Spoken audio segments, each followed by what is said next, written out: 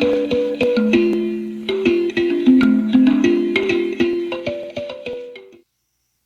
morning, everyone. Welcome to City Life Show. I'm Cliff Krieger, your host. My co-host, Jim Peters, Good morning. is in the middle, and Eileen Del Rossi is zooming in today.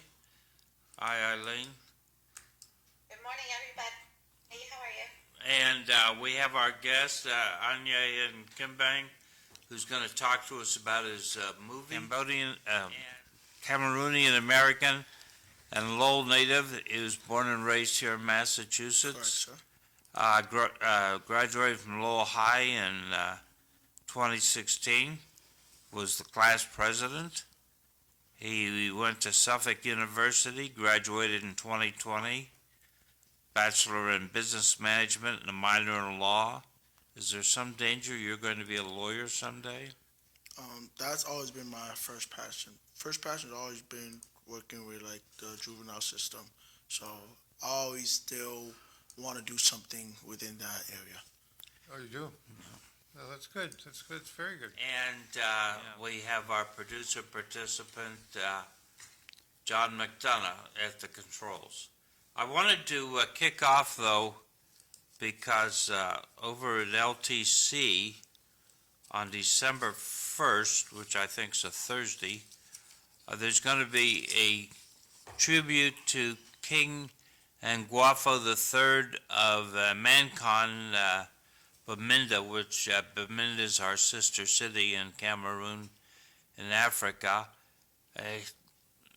The King Nguafo honorary member of the city council, in the vernacular, he's gone missing, which means he's passed away. And so there's going to be a tribute on December 1st from 6 to 8 p.m. at the Lowell Telemedia Center, 246 Market Street in Lowell. There'll be a tribute video and traditional African refreshments. So, who is that, Cliff? King Nguafo III of Mancon. Okay.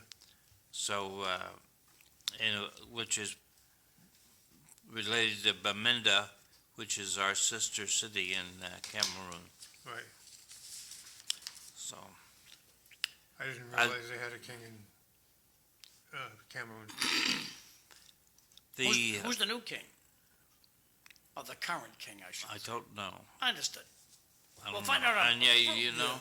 Yeah, so they just we have picked another king, which is the son of the one that passed.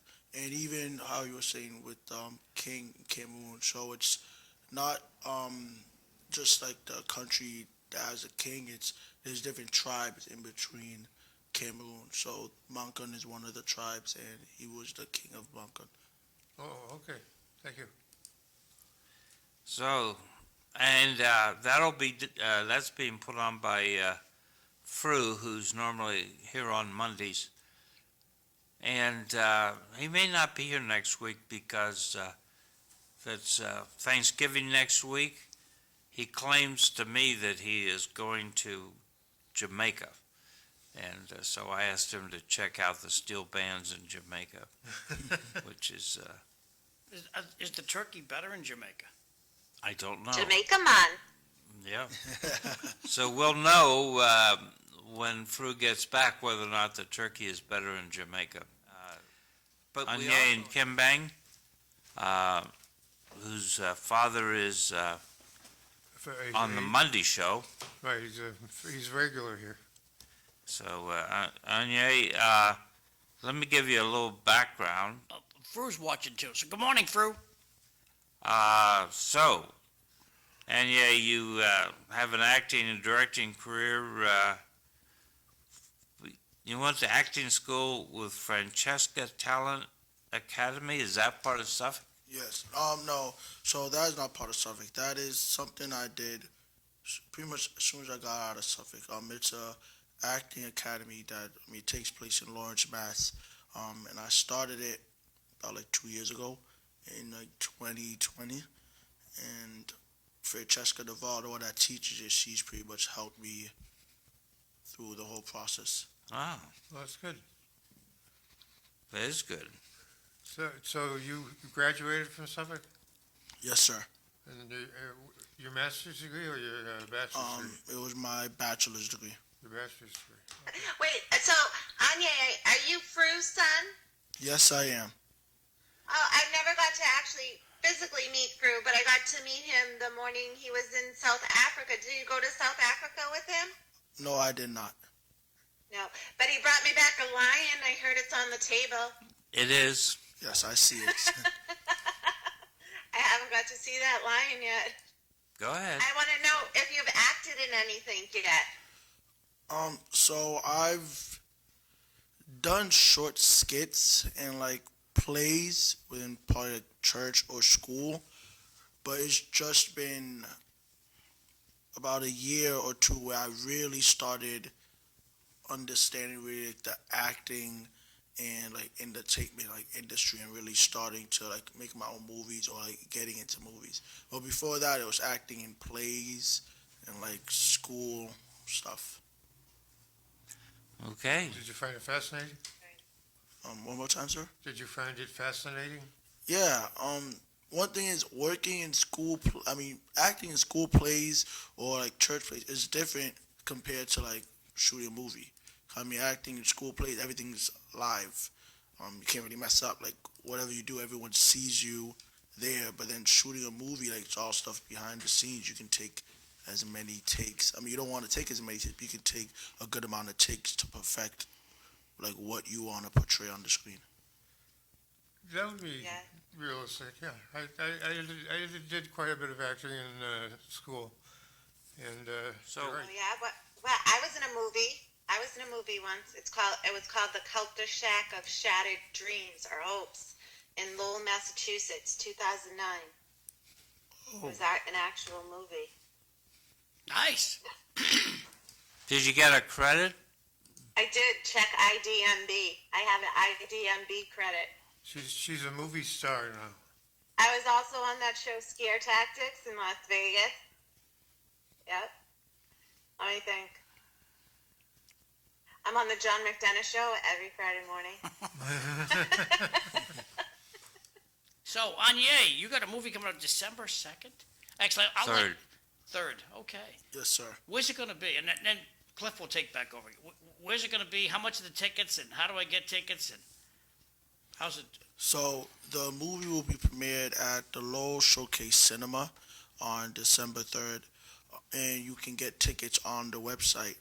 The movie is called Family Feud, so when you go on the website, you will be able to see the movie there. Which website? Showcase Cinema. Oh, go.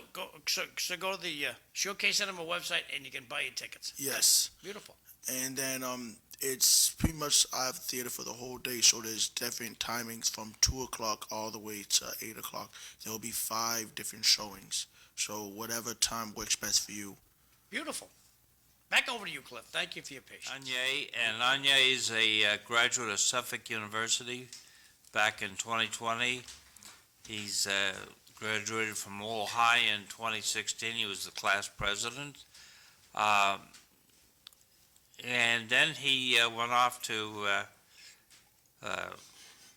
sort of a performing arts school, No, almost done. a performing arts school in Lawrence. And as a result of that, he's produced a film. What is it, about 30 minutes? Yes, sir. And it's going to have its official premiere on Saturday, the 3rd of December at Showcase Cinema. So if you go to the Showcase Cinema website, you can learn more about this. And it's called what? Family Trouble? Family Feud. Family Feud. Yes, sir. And so you want to tell us a little bit about going to the Family Feud? Yes. First off, hopefully the next part I can be able to get Steve Harvey to come to be in the second part. But the movie itself, I've been writing it for almost a year and some change.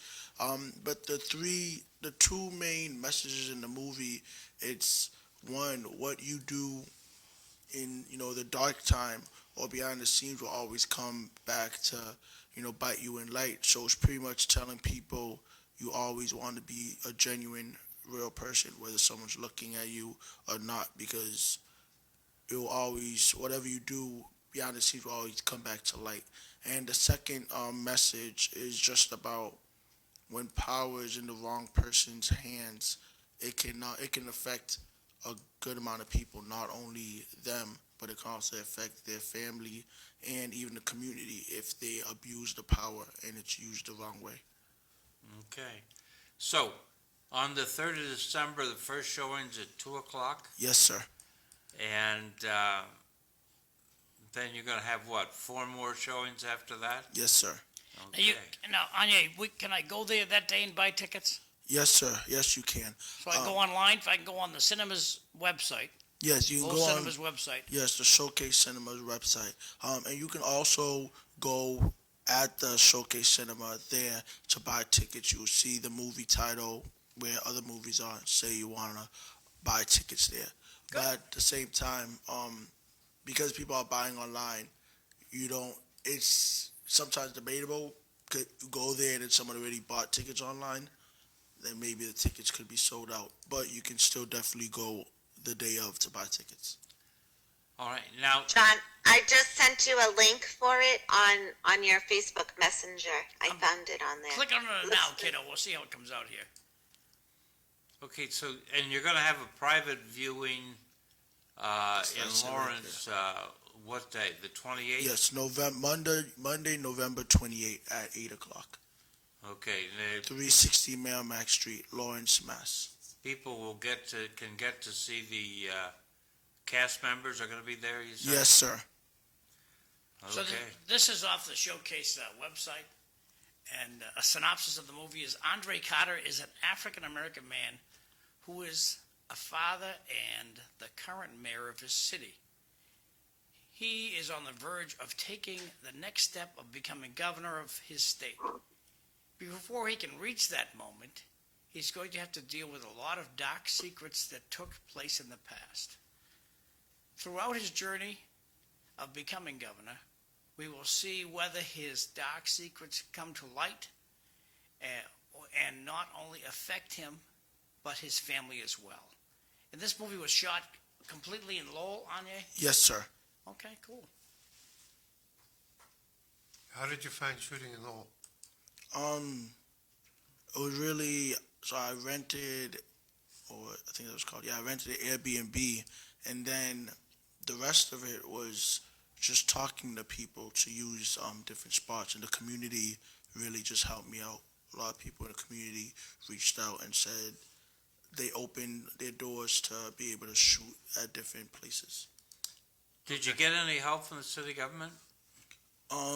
No, I didn't get help from the city government, but I got help from the city itself because I made a GoFundMe and people sent different donations, and that. That's good. How'd you meet Andre Carter? Well, so that's just a cute character I created on my own. Yeah, none of the people are real people. It's just many. Well, I mean, they are real people, as in because this story, I feel like when you watch it, people will be able to relate to it. But it's kind of just a story that I took almost a year and some change to just create, and pretty much picking out through other friends and family that I've grown up with and hearing their stories and then putting it into one movie. Okay. So, is this a autobiographical? You're hoping to be governor someday? I don't know if I'm hoping to be governor. I know I said I wanted to do in the legal field. I like to, my focus more is to work with more like youths and like juveniles and maybe open my own nonprofit. But can never say no. If I do become governor, I'll tell you guys first. Okay, we appreciate it. It'd be a great place to announce. Go ahead, Eileen. No, I just read it again that he's just a character, Andre Carter. But I thought he was like in.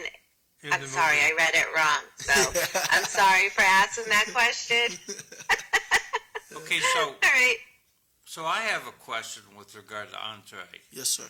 which strikes me as a French name. Did that cause some disruption in the household using a French name as opposed to an English name? I mean, given the linguistic political situation in Cameroon?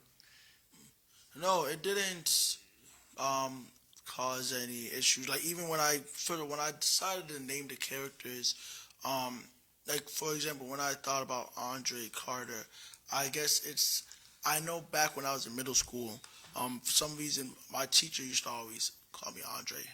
I don't know if you maybe could pronounce my name, but it just came to that, and then that's just how I named the character. It didn't have anything to do with like the language barrier. In my previous existence, names morphed a lot. That people would pick up nicknames. My buddy John Perone was originally Rocket, and then he became Juan. And This is camera. What you're looking at here is the new king of King Angwafo the Fourth. That's a picture of him. And Fru sent that to us just a minute ago. Thank you. Okay. Thank you, Fru. so So Anye, shooting your movie. Yes, sir. How many takes did you let them have? Were you the decision maker? Were you the director of the movie? Who was the director? Yes, I was. So I was the writer, director, and producer. Oh, wow. Yeah. So was you the final say? I like this cut, or Yes. do it again? Yeah. So it took a lot of takes. Like it definitely took a lot of takes because also the So actors. this was all digital. You didn't use film, did you? No, it was all digital. Okay. Yes, because also the actors, a lot of them, they were, how to put it, like, I guess, inexperienced, as in this was their first film too.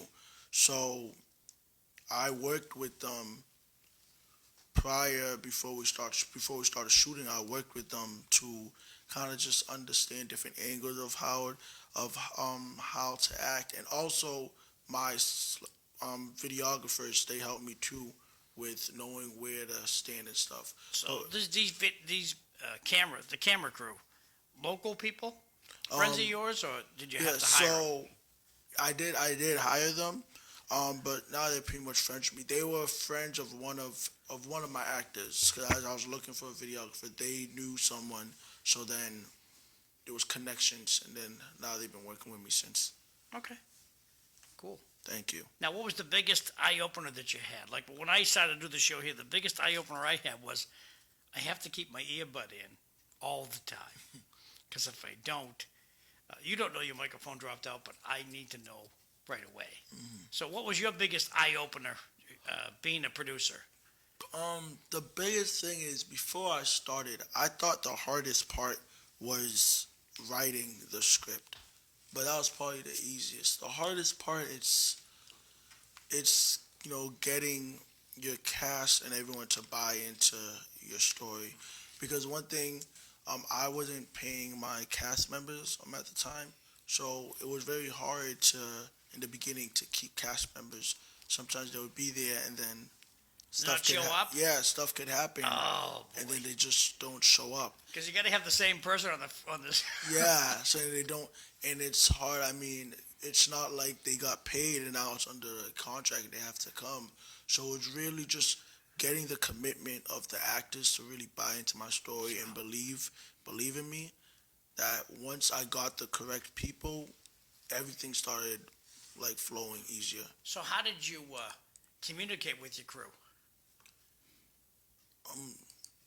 Are you talking about the actors or the videographers? Every Tom, Dick, and Mary that was working with you. Yeah, so with the actors, one thing, as soon as I got the team that were gonna be the actors, every other week we would do script read. One thing I told the actors is I want them to make the character as their own. So when we would read, I was always available for them to call me to ask questions, and I would break down the characters for them, and they would give me ideas of what they feel, and we would go through it together.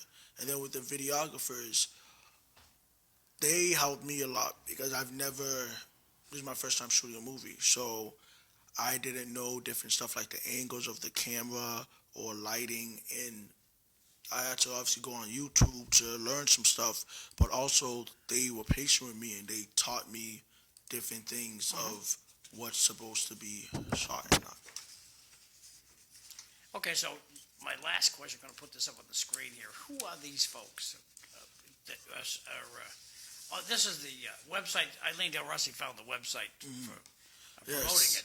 So you got Examara Skies, Jeff Saint Dick, and Charisse Domain. So start with over here. Okay, so I don't know over if I can there, pull this up. Let's yes, see. If it pulls up. that right there on the top left, that's Jeff St. Dick. He's the one that's playing Andre Carter. So pretty much the main character, the mayor. Right under him is that's my little cousin. His name is Peter, Peter McCullough, and he's actually playing his Andre Carter's son, early on. And then right next to Jeff, that's Charisse. She's playing Stacy, she was an intern for Andre Carter, in his office. And right next to her is my little cousin. Her name is Fondap, and she's the daughter of Andre Carter early on. And then under her, that is Xiomara. So her last name is actually Xiomara Santos, and she's playing Janet. She's the mom and the wife of so she's the wife of Andre Carter and the mom of. She's his wife? Yes. Okay, And gotcha. then she's the mom of the two kids. Preston, and their names in the movie is Preston and Sydney. And then right next to her, her name is Annie, and she's the older version of Sydney. So within the movie, there's gonna be like a year gap from the beginning, and then there's gonna be about a 5-year gap where the kids get older. And then above her is my Victor, and he plays Preston, which is the older version, which is also the son of Andre Carter and Janet. Cool. Now, how long is the movie? The movie is 40 minutes. Beautiful. Yes. I got my questions answered. Back over to you, Cliff. Thank you. Okay. Any last thoughts before we move on? Really is just always I give always my thanks to the community, City of Lowell. And it was an honor to be able to shoot this movie in the City of Lowell because I was born and raised there. I always give thanks and honor to both of my parents because they've always, instilled in me to always dream big and never let anyone, stop you from your dream. And with that, that's why within this movie, it's under my production company, which is called Dream Big Production, and it's a film media production company. So every film that I do, it will all be under that production company. And I hope to see everyone out there on December 3rd. It's definitely going to be a movie you want to see, you don't want to miss. I thank you all in advance, and it's just the beginning. I hope to do a lot more. Sounds good. I'll be there. Thank you. The language. I'll be there. The language of the film is what? English? Yes, English. Okay. Thank you. You've inspired me to get back into my movie career. Culture Shack of Shattered Hopes was my last movie. This may inspire me to do something more invigorating. I might have to call you in the future. So I'm glad for this lawsuit, and I hope that it sheds some light on the NSA, a national security agency, a federal finger of the government is listening to you, recording every phone call you make, capturing every email that you make, every text message. The government's watching, listening. A computer is. I'm done. Well, that's not the only lawsuit we're looking at. And I bring this up because I wanted to see what Eileen may have heard. But the headline in the Boston Globe is, right-leaning nonprofit increasingly targets Massachusetts teaching of gender, race, and sex education. So what this is about is there's a new legal organization out there, and they've sued a couple of schools for violation of federal law, one of which was, this is the Parents Defending Education, one of which was a school had a play, and they very specifically said no Caucasians could try out for the play, which the folks thought was a violation of, Discriminatory. yeah. Yeah. And where was this? This is some high school down south of us somewhere. I think Eileen had an issue she wanted to bring to light. No, I well, wanted to I stick was to just this issue. But I think so there was two issues, something about right-winged, like sex ed, and then it was this issue, right? So there Yeah. was two in one, Yeah, and no Caucasians in a play. yeah. So I feel like the issue of the whole cultural race theory and gender identity has kind of calmed down a little bit lately, I must say. I haven't really heard much about that going on much, and gender roles and being intertwined in the schools so much. In terms of this, in the role in the high school play, I have no clue what that was about, but I mean, that doesn't sound like it is inclusive with diversity, inclusion, and equity. I mean, because it goes all ways, right? So whether it's a Caucasian, whatever it is, they can figure out a role for that person no matter what. sounds pretty NIMBY to me. Not in my backyard. It's mean. Not in my backyard. I mean, yeah, it doesn't really make sense. Sure. I know there was some issues brought up at the school committee meeting the other night in terms of the incident dash report where school committee member Stacey Thompson, brought up issues where she saw bullying, and she saw issues where there was a staff member, there were staff on student bullying, and she requested that it just disturbed her so much that seeing that she requested to go into executive session at another point to even discuss that, because of the fact that that was even on the dashboard, or that how could that even be happening and that employees still be employed, or what type of how are we dealing with this internally? And that's not anything we could talk about on the floor, but how can we, but a motion was made to go into an executive session to really talk about what's happening in our schools, that a staff member is bullying a student. What's the gain? What was the gain to go into executive session, Eileen?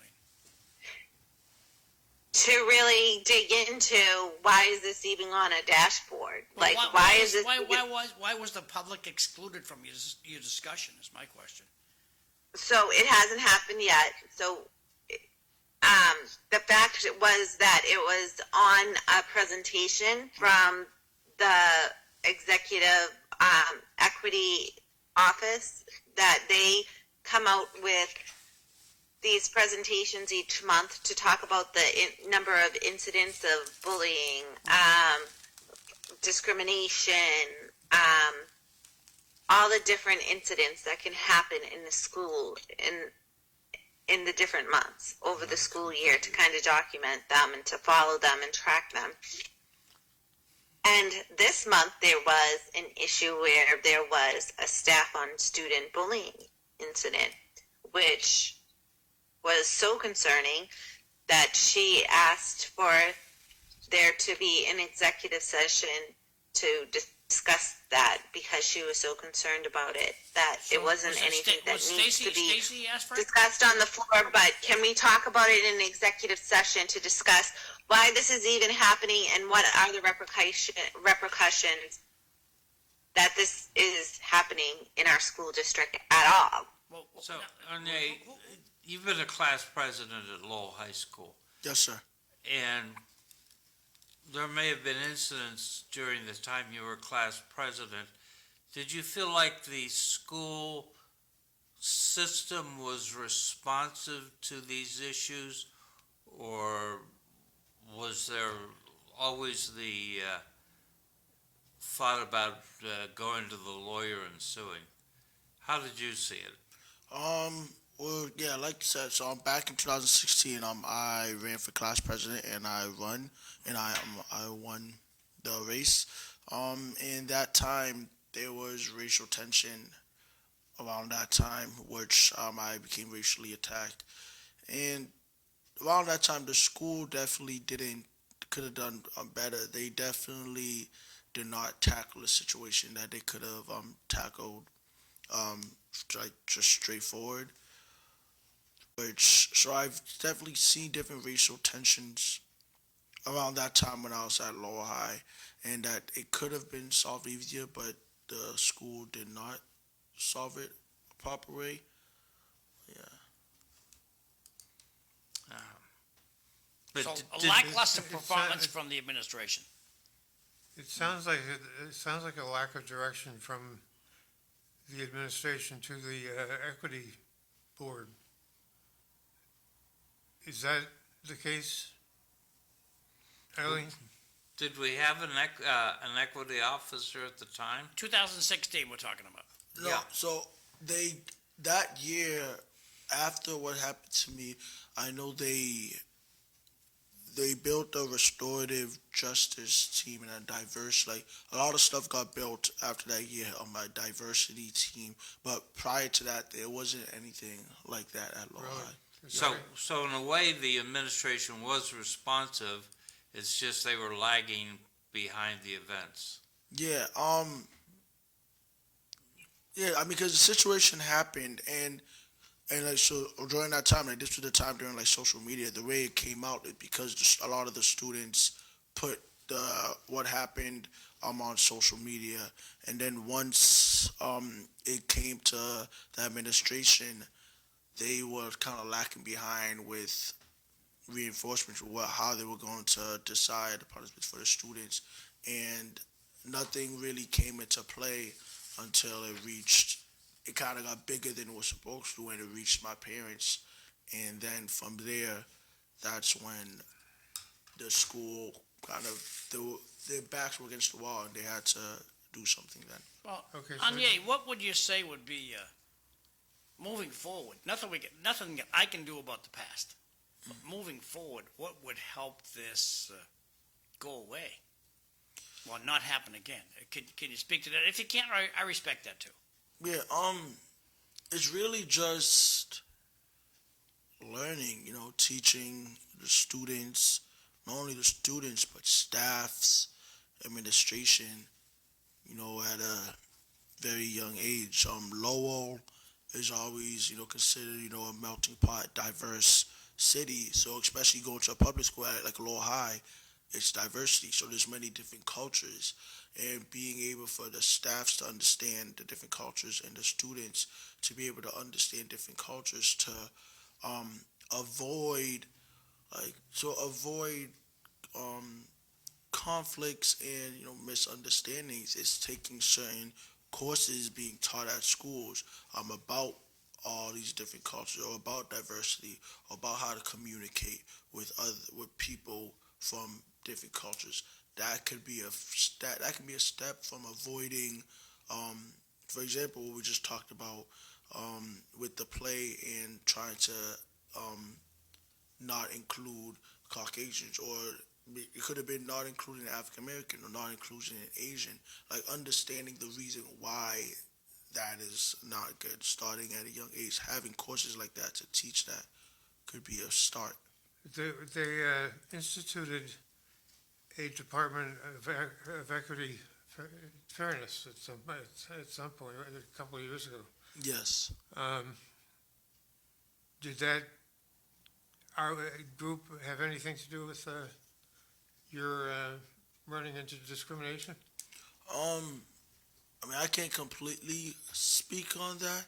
I just know, like, after what happened to me in 2016, there was a lot of changes that did happen within Lower High that I had heard from students that were still there.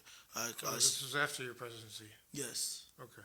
So, Anye, when the incident happened, did you have any one-on-one conversations with administration about this issue, or they just you heard it through the grapevine? Or how did communication happen with the administration? Because you were the one who was offended by these things. So how did the communication happen back in 2016? So, I mean, when the issue happened, And Anya, if you don't want to talk about this, that's okay too. No, I have we're no just problem. asking questions. No, I have no Thanks. problem. When the issue happened in 2016, like I said, this was around the peak of like social media, and so the issue, it was through like text messages that students were saying certain things, and then it got posted on Twitter. And from there, once I got the information, I had addressed it to administration. I had addressed it to administration of the situation that happened, and their response to it at the time, it wasn't, I didn't think it was a proper response. There was no assertiveness to figure out what was going on, to figure out how we can, stop the situation. They kind of just tried to slip it under the rug, and which was a pretty serious issue. And they really didn't start doing investigating until the next day, once I had told my parents the situation. Then once my parents had gone to the office, to the school, then they had started investigating, because throughout the whole day, they never called my parents to tell them this had happened, or even the next morning. They never called them to explain there was an incident. So it wasn't until what I had explained it to my parents, they came back, then there was little movements here and there. Thank you. Okay. But your sense is that they're in the right direction now? Yeah, well, I mean, like, I haven't been law for 6 years, so I mean, I don't completely know the direction. I've heard two different sides. I've heard some students that have graduated after me that there were other incidents that happened, but I can't really speak on it because I wasn't there. I can only hope that they're in the right direction, and that all I wish for is better for, the community and the high school. But they didn't come to you after the fact and say, what was the situation last year? So, like, early on, probably on, like, 2017, 2018, I would get reached out to about, the situation. But one thing with me, I always knew that every situation is different. So and every person is different. And so one thing with me is when that situation happened to me. So I'm a very, outgoing, open person. So even though that situation happened to me, I was kind of able to maneuver myself, and I had a community to, back me up. But at the same time, I looked at that situation, and this is a way that kind of leads into bullying, because it could have been another student that was in my shoes that maybe doesn't speak up, and then they can end up taking their life or something because they didn't have someone near them that was able to help them and stuff. Okay. I just want to speak to that, Anye, that something that you just said that stuck out, that was also brought up at the school committee meeting the other night, is that there was a category on the report that was an unsubstantiated claim area that school committee woman Thompson really zoned in on that. What do you mean this is unsubstantiated? What does this mean? Are you saying that somebody doesn't believe that these students, that there's an issue going on with these students? Because that's my worst fear, that students are making claims and no one is believing them. You know, because that's really scary, and I really want to look more into this, because things could be happening, and if these kids don't have a voice, or what if they don't have parents like your parents to listen to you, to go into school the next day and to back them up, and to have that voice to really be yours, right? Because so many times your voice is dismissed, right? Yeah, and that's completely true. What you just said. Not everyone has a backbone behind them, and that's why, for example, like cyberbullying is still going on to this day. Like social media is here, and now you can bully behind the screen. And if you don't have a backbone or a family behind you that can kind of stand up with you when a situation happens, we've seen instances not just in Lowell but just nationwide. Bullying leads to a student not being able to fight for themselves and then committing suicide. And then then we're only going to talk about only if I knew, which is kind of too late. So Yeah, that's very interesting.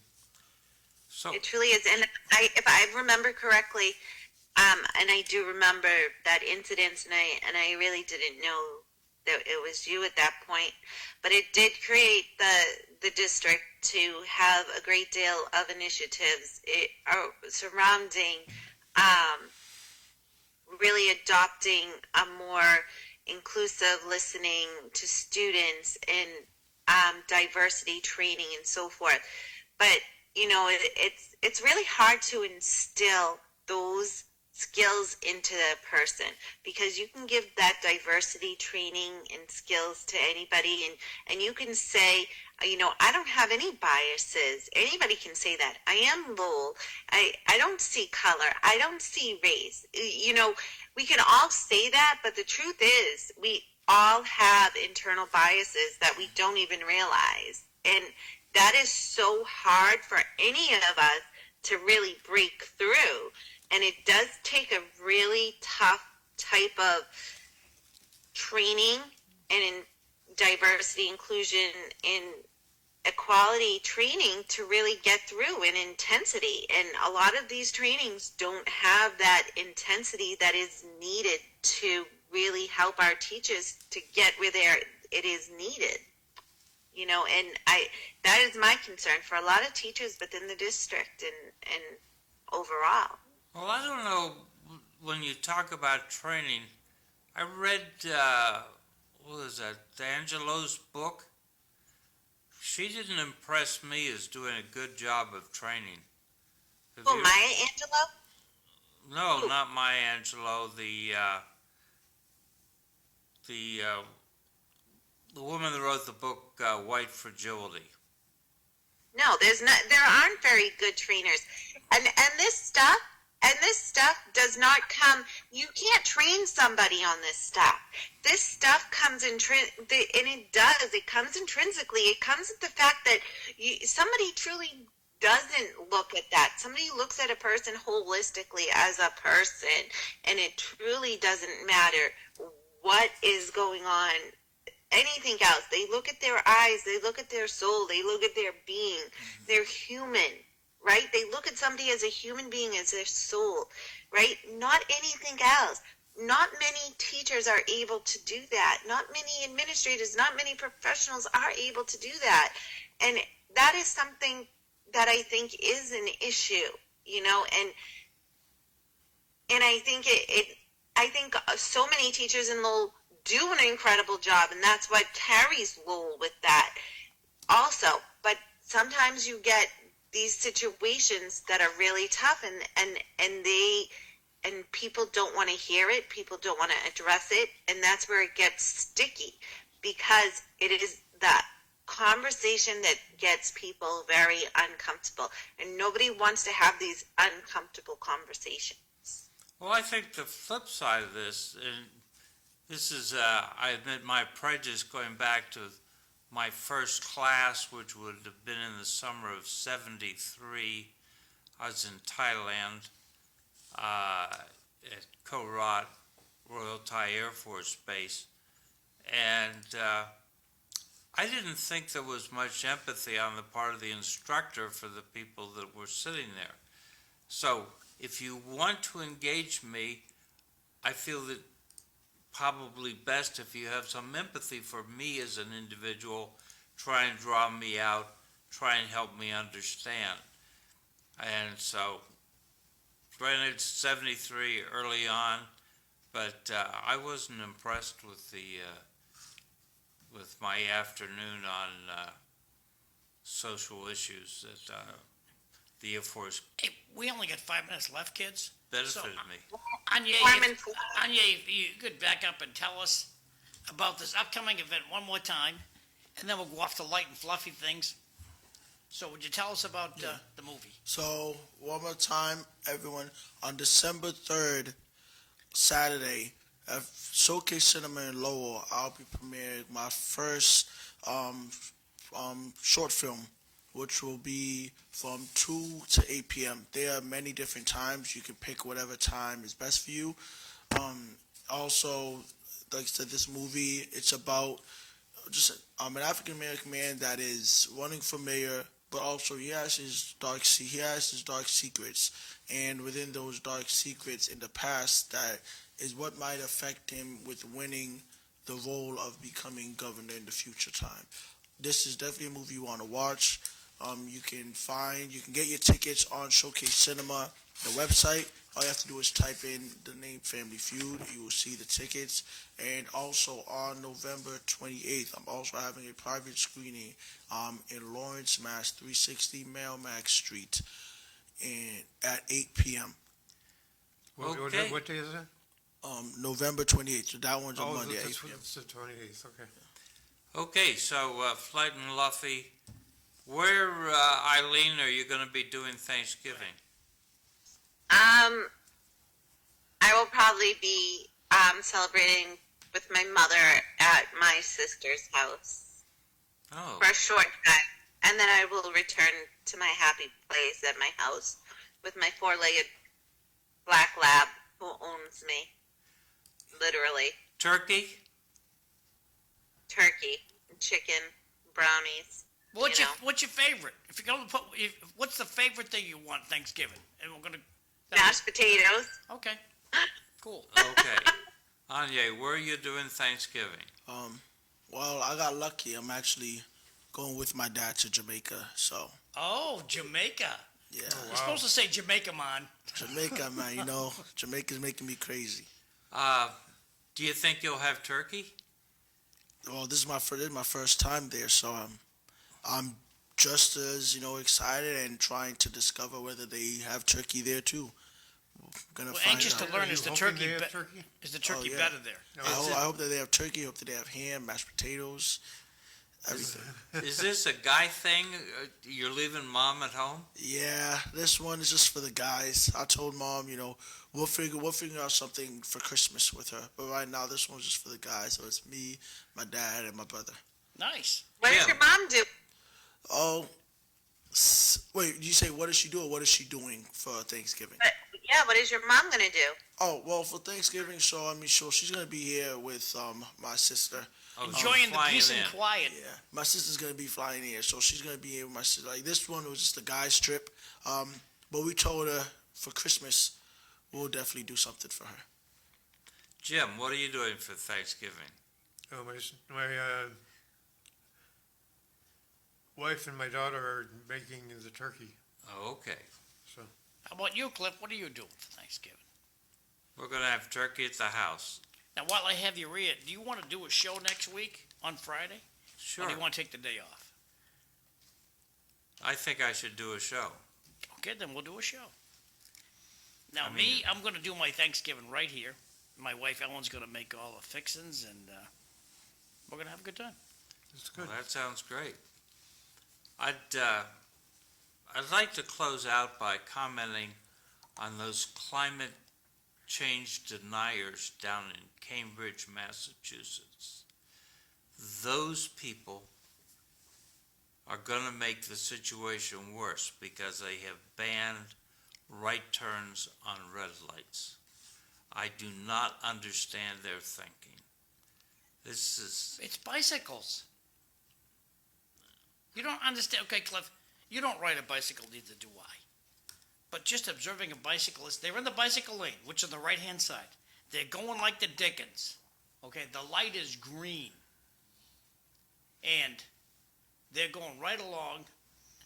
The cyclist should stop at the red light, but the accidents happen when the cyclist does not stop for the red light, which is very, very common because of the centrifugal force scooting down the street. We're out of time, so we'll leave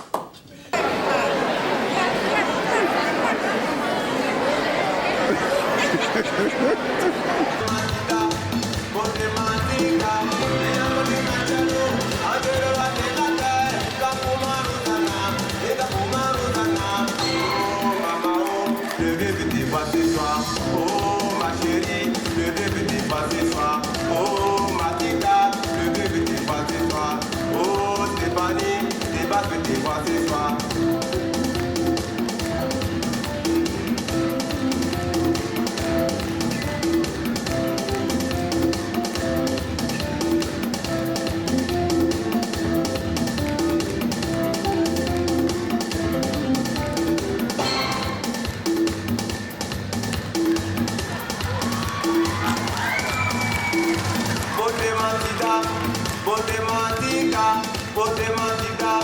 Botematica, Yamboli Manjano, Angelo Adelata, Eka Pumarutana, Eka Pumarutana, oh Lili Lili, oh Lili Lili Lili, oh Lili Lili, oh Lili Lili Lili, Yamboli Manjano, Angelo Adelata, Eka Pumarutana, Eka Pumarutana, oh Lili Lili, oh Lili Lili Lili, oh Lili Lili, oh Lili Lili Lili, Yamboli Manjano.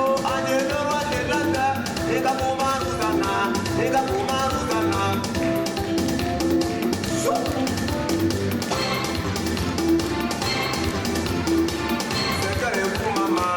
Sekale bu mama.